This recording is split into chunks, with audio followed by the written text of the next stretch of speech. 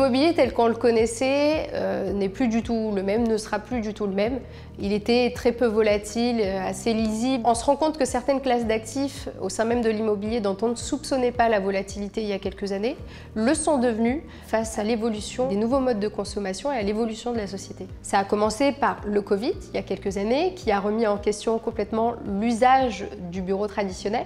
Et ces derniers mois, la hausse des taux, inédite par sa fulgurance, qui a remis en question certains placements et certaines valeurs au sein même de l'immobilier. On est sur un marché qui peut aller beaucoup plus facilement qu'avant, à la hausse comme à la baisse, parce que les évolutions de la société aujourd'hui sont beaucoup plus rapides qu'elles n'avaient pu l'être par le passé.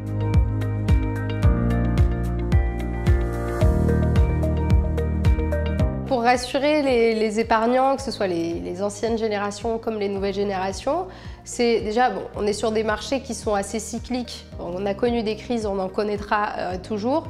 Le tout, c'est de s'y préparer. Quant aux nouvelles générations, le plus important, c'est de savoir anticiper les mouvements de la société et d'être au fait de ces mouvements, de ces nouveaux modes de consommation, de ces nouveaux modes d'usage pour être préparé et pour s'y adapter au maximum.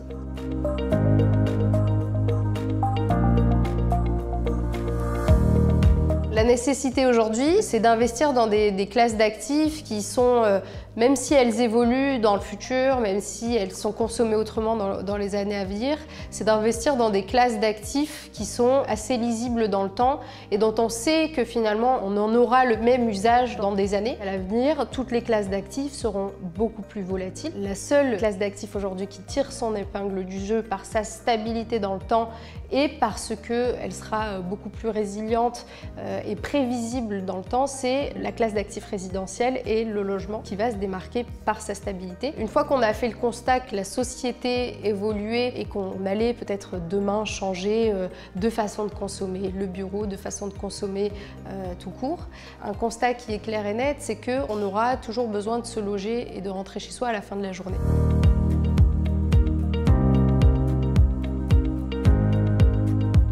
La demande est soutenue par deux choses. La première, c'est les difficultés d'accession pour certains ménages à la propriété, et notamment les ménages les plus modestes.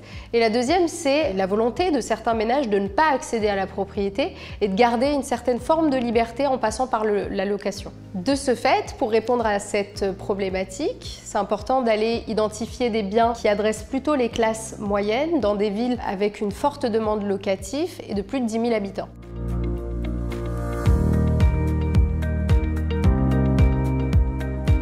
Franklin Roosevelt disait de l'immobilier, acheter avec bon sens, il est le placement le plus sûr du monde.